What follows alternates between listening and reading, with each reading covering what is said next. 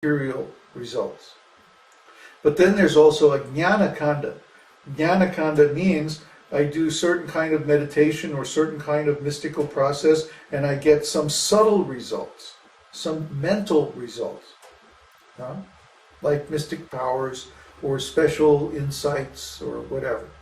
This is a kind of subtle enjoyment. Karma kanda gives gross material enjoyment. Jnana kanda gives subtle material enjoyment. The ultimate subtle material enjoyment is the liberation experienced by the impersonalists, where they think, I have become one with God. They can think like that, but it's actually not possible. See? But they get a lot of enjoyment from thinking like that. Similarly, the Buddhists and the impersonalists, they think, I have merged with God and become one with Him. Or I have attained the nirvana, nothingness, shunyata. They think like that. But actually there's no such thing as shunyata anywhere. Everywhere you go, even in the middle of intergalactic space, there's something. There's no such thing as nothing. You see the logical conundrum? There is no such thing as nothing. If you say there is a thing, and that thing is no thing, that is logically impossible. You see? Their whole philosophy is based on this logical impossibility. And they're simply tripping out over the mental intoxication they get from screwing with their logic. I try to understand. It's a subtle pleasure. It's a mental pleasure. It's a kind of intoxication.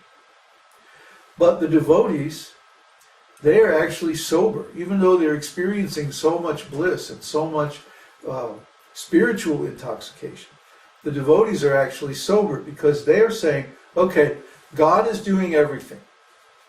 His potency, whether it's material or spiritual, is under His control. He's the actual doer. He's the actual knower. He's the actual owner of everything. So, if I simply surrender my heart to Him, surrender my love to Him, then He can arrange everything. Not that we are doing anything. As soon as we try to do something, we are taking the role of the doer. As soon as we try to attain some result, then we become attached to the modes of material nature, and the modes of material nature are much stronger than we are, and so we become enmeshed in karmic cause and effect and lose our liberated position. So just try to understand, as soon as you have this desire to do, then you're not liberated. By definition. The urge to do, the urge to know, the urge to attain, the urge to have or make anything, whether subtle or gross, is part of the modes of material nature, and therefore one who is in that state of consciousness is not liberated. Follow? So, all we can do is make ourselves ready. All we can do is prepare ourselves. Krishna wants to give us liberation. He wants to give us divine love. He enjoys it when His devotees are successful. But we're going, no, Krishna, I don't want your divine love. I want to do this and know that and have this and control that and be the creator of this and that and the other thing. And He's going, okay, I'll wait. Where's my cows? See? He's willing to wait. He can wait forever. He's very patient. So in the meantime, we're caught up in this nonsense, material life. And we can only become liberated when Krishna sees that we are finally ready for Him. Then He gives us the gift of liberation. He's just waiting. He's just waiting for us to become qualified. That's the only thing we can do. Then, when He's good and ready, He gives us liberation. That's a good question. See, it got me to talk for a long time. What's next?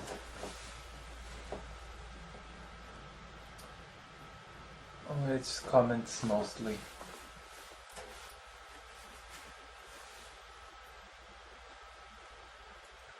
Rochana Dev said, posted the verse, one who controls, restrains his mind and senses, but within dwells on sense objects, certainly deludes himself. And it's called a pretender. Yeah. Yeah, action can be subtle or gross. So the karmis, they're following the gross process of action and reaction. The jnanis are following the subtle action and reaction. Oh, if I make this mental adjustment, or if I get this insight, then I can attain something spiritual. No. No, because the instrument that you're using is material. Mind, intelligence, false ego. So how can the result be spiritual? See, it's like you can't do that kind of, you can't do spiritual work with a material instrument. The most you can do is you can promote yourself to a higher grade of activity, a higher grade of consciousness by creating many, many impressions of spiritual quality. The quality of our consciousness is dictated by the impressions in the mind. So when we create many, many impressions by chanting a spiritual mantra over and over and over again, Hare Krishna, Krishna Krishna, Hare Hare, Hare Ram, Ram, Ram, Hare Hare, Hare Krishna, Hare Krishna.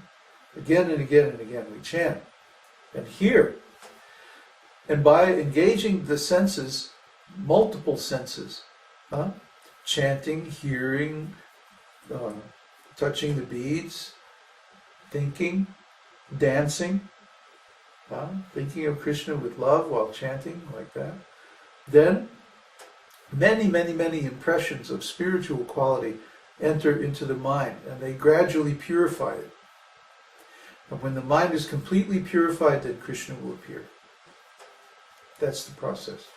It's not, don't try to mix Buddhism or Jnana Yoga or impersonal philosophy with bhakti.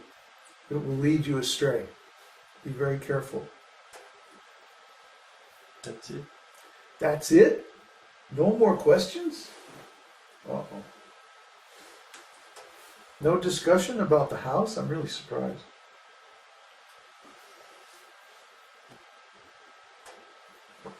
Devotees in Santiago?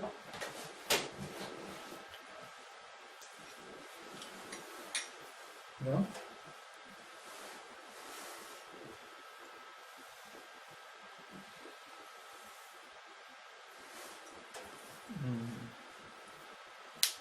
Question from Otto. Otto. Does it mean that whatever comes along the way, for example, good feelings, bad feelings, circumstances, etc., we should just accept, but not to be thinking it is because of our activities? Oh boy, how did you get that? No, what happens is always the direct result of our activities. Our condition is created by us, by our activities. We're all responsible for our condition, whatever condition we're in. It's because of our past activities. Our activities, the quality of our activities determines the quality of the result. That's the law of karma. This idea of being the doer and not being the doer is very confusing. At the beginning, I remember. Yeah. It's like, what do you mean I don't do anything? And then, well, we simply desire. See, the function of the soul is to desire. We desire things, and then Krishna does them as super soul. super soul is present in the heart along with the living entity. So he knows our desires, and then he operates the body. Who's digesting the food in the body? Who is breathing and beating the heart at night when we're asleep? Do I think, oh, now I have to beat my heart? Left chamber, right chamber. We don't think of any of this. It simply happens by Krishna's grace, by Krishna's intelligence. He's operating the body. We're simply like a passenger along for the ride, like Arjuna on the chariot. Krishna is driving.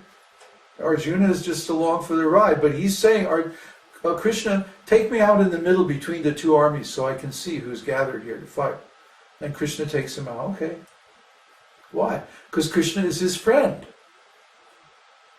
See? Similarly, Krishna is our friend. So he rides along in the body with us, and he operates the body and everything, and the mind.